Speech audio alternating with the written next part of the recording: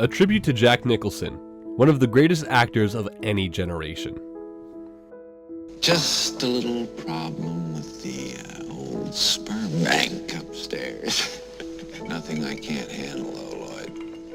Since the inception of film, much debate has been had not only surrounding who the greatest actor or actress in the history of movies may be, but additionally over what criteria should be assessed in an attempt to crown a clear champion.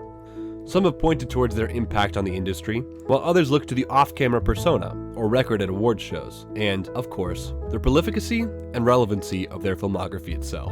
For 11 Academy Awards, this is his third win. No matter which way one looks at it, Jack Nicholson consistently proves himself as one of film's foremost legends and quite possibly the greatest actor to ever grace the silver screen. Nicholson holds the record for the most Academy Award nominations for a male actor, with a whopping 12, stretched over a near 40-year run. And the winner is Jack Nicholson in One Flew Over the Cuckoo's. Beginning in 1968 and concluding in 2006, Nicholson won 3 of those awards, putting him just behind Katharine Hepburn, and alongside Meryl Streep, Daniel Day-Lewis, Ingrid Bergman, Frances McDormand, and Walter Brennan for the most Oscars in Academy history. The actor also starred in 3 Best Picture winners, starting with One Flew Over the Cuckoo's Nest, 1975, Terms of Endearment, 1983, and finally The Departed, 2006. This rat, this gnawing, key-eating fucking rat. And it brings up questions. But Nicholson did not rise to such titanic heights overnight. In fact, it took the actor 14 years in Hollywood before he finally snatched a substantial role in a studio blockbuster, in Dennis Hopper's Easy Rider, 1968. He arrived in Tinseltown in 1954 to visit his sister, and was steadily intoxicated by the burgeoning film industry, picking up odd jobs around the city with the ultimate goal of becoming an actor. Nicholson was first discovered by the Pope of pop cinema, Roger Corman, debuting in the Corman-produced The Crybaby Killer, 1958.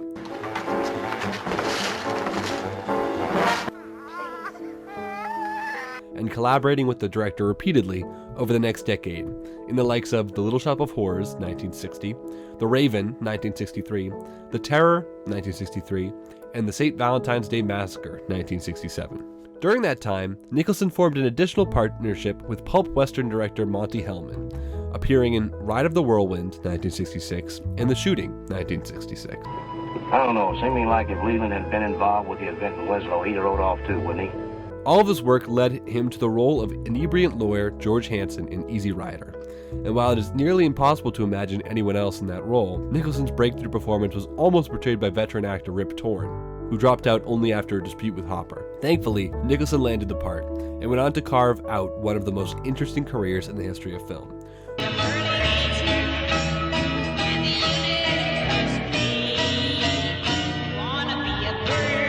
Originating some of its most recognizable heroes, villains, and everything in between. An early 70s run as a new kind of leading man.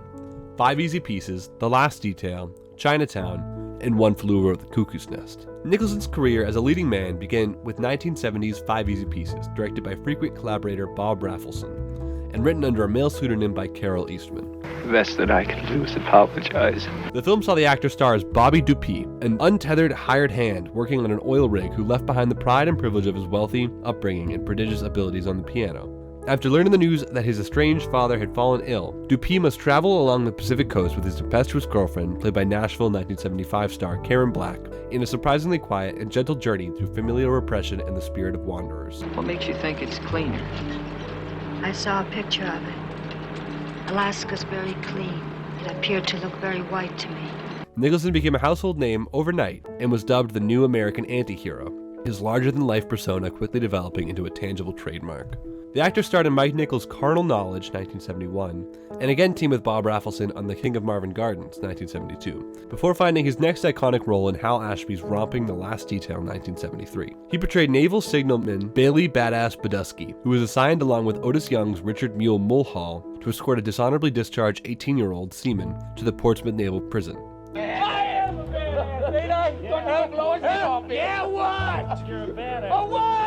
The pair of grizzled officers form a tender connection to the young man, played by Randy Quaid, sentenced to 8 years of imprisonment for the attempted theft of $40, and seek to give him the week of his life on their way up to the prison. The film became famous for its excessive profanity, a record at the time, and blend of side-splitting humor with forlorn sincerity.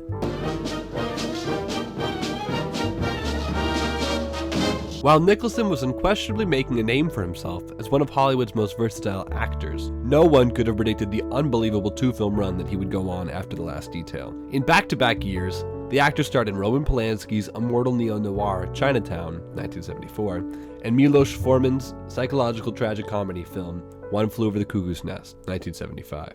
The former saw Nicholson star as the endlessly parodied private detective Jake Gittes, attempting to navigate his way through the dangerous underbelly of 1930s Los Angeles and the real-life story of the California water wars.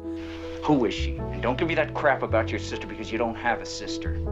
Gittes is ensnared in a spellbinding mystery by Faye Dunaway's femme fatale, Evelyn Mulray, leading to a bottomless mystery with a rightfully iconic conclusion. The actor would win his very first Best Actor Oscar a year later for the aforementioned One Flew Over the Cuckoo's Nest, in which he portrayed Randall Patrick McMurphy, an imprisoned man who gets himself transferred to an Oregon psychiatric hospital to avoid penal labor. The hospital is tyrannized by the domineering head nurse Mildred Ratchet, an Oscar-winning turn from Louise Fletcher, and McMurphy sets out on a mission to inspire excitement and rebellion amongst the hospital's patients, including Danny DeVito, Christopher Lloyd, and Brad Dourif.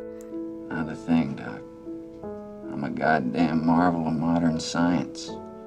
Nicholson turned in his most breathtakingly honest and devilishly indelible performance to date with this film, officially cementing himself as the forefront actor of his generation. Embracing his darker side across the 1980s, The Passenger, The Shining, Terms of Endearment, and Batman. In the same year as One Flew Over the Cuckoo's Nest, Nicholson teamed with the Italian director L'Avventura, 1960, and Blow Up, 1966, Michelangelo Antonioni, for the stunningly beautiful international noir The Passenger, 1975. I just sold 5,000 hand grenades, 900 rifles. Nicholson portrayed David Locke, a journalist and news documentarian who assumes the life of a mysterious look-alike businessman who dies in a neighboring hotel room while Locke is working on a dead-end assignment in northern Africa. Unbeknownst to Locke, the man is an arms dealer connected to an underground civil war movement in the nation, a fact that proves exceedingly troublesome for the unsuspecting journalist. Featuring jaw-droppingly huge cinematography that gallivants across Africa and Europe, and a serpentine, subdued star turn at its center, the film is altogether unlike anything Nicholson undertook across his career. Jumping forward 5 years brings about quite possibly the most important film of Nicholson's entire career, Stanley Kubrick's crowning achievement, The Shining, 1980. When do you think maybe he should be taken to a doctor? As soon as possible. As soon as possible. Famously adapted from Stephen King's novel of the same name, Nicholson portrayed Jack Torrance, a struggling writer and distant father who agrees to serve as the caretaker of the isolated Overlook Hotel during the long winter off-season with his wife and son, Shelley Duvall's Wendy and Danny Lloyd's Danny. The job goes awry when the demons hidden in the hotel's walls begin to torment the family, and they all learn that all work and no play makes Jack a dull boy. It's hard to overestimate the amount of craft that went into creating such a technically and imaginatively perfect movie as The Shining. And while everyone behind the camera is working at the absolute peak of their ability, it is impossible to ignore the all-time great performance delivered by Nicholson. With a dissociated stare or an animalistic growl, the actor lays bare all that he has and blurs the line between acting and reality in a performance that shines brighter than any other. Wendy, stay away! Darling, light of my life. Gonna hurt you. The 1980s saw an influx of roles in more studio-produced mainstream Hollywood movies for Nicholson, often relegated to memorable supporting roles within expansive ensemble casts. Films such as Warren Beatty's Reds, 1981, and James L. Brooks's Broadcast News, 1987, saw compelling, brief flashes of the actor that landed him nominations for Best Supporting Actor. But the actor would win the award for his role of Garrett Breedlove in Brooks' earlier familial drama, Terms of Endearment. I don't know what it is about you, but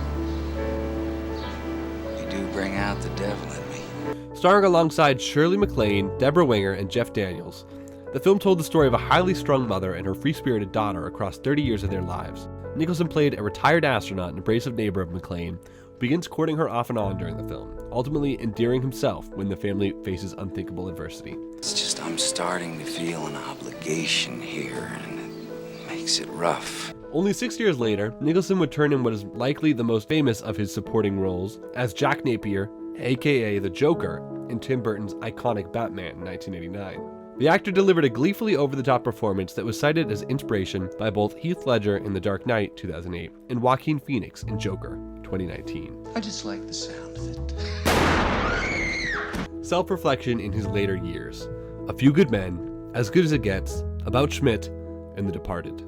The actor returned to the world of on-screen villainy 3 years later in Rob Reiner's quintessential courtroom drama A Few Good Men, 1992. The film, scripted by The Social Network and Steve Jobs writer Aaron Sorkin, and adapted from his very own play. The film starred Tom Cruise and Demi Moore as lawyers tasked with defending 2 U.S. Marines accused of murdering a fellow Marine at the Guantanamo Bay naval base in Cuba. It has walls, and those walls have to be guarded by men with guns. Who's gonna do it? Their case forces them up against an opposing lawyer played by Kevin Bacon, and a sadistic colonel played by Nicholson. The film has been catapulted to iconic status due to its pitch-perfect script, famously featuring an inflamed Nicholson barking at Cruise the now infamous line, "You can't handle the truth." What, the truth? You can't handle the truth! Nicholson would win the final Academy Award of his career for yet another collaboration with James L. Brooks in the 1997 romantic comedy As Good as It Gets. The actor portrayed Melvin Udall, a misanthropic New York romance novelist with an intense form of obsessive-compulsive disorder, who lives a strictly regimented life and isolates himself from those around him behind a wall of bitter prejudices.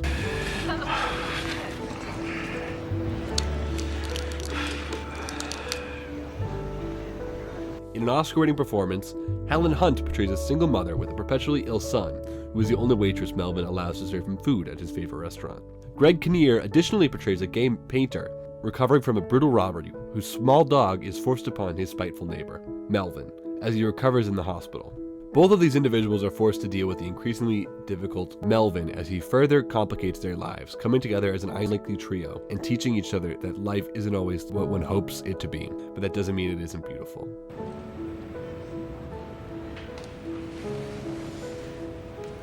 Give me some sign you understand.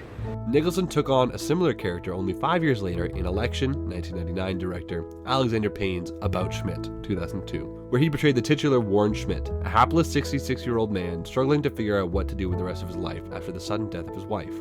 The beauty of About Schmidt is often in the little details, and Nicholson turns in a devastatingly nuanced performance that culminates in a soul-shattering final scene sure to prove his prowess to even the firmest of disbelievers.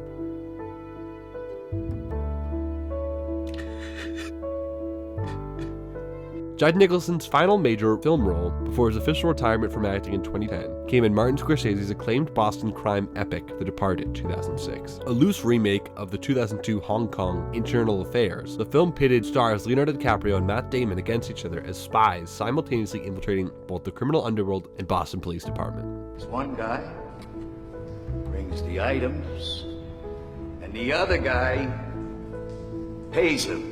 Nicholson portrayed Frank Costello, the ruthless Irish mob boss who deploys Damon and toys with DiCaprio across the film's runtime, and exudes the effortless, cool Scorsese's gangster films had become synonymous with. Despite his career winding to a close, Nicholson offered some of the most formally impressive work to date, honoring many of his villainous outings over the years in a vicious amalgamation of all that made him the greatest actor of his or anyone else's generation. Then I'll huff, and I'll puff, and I'll blow your house in.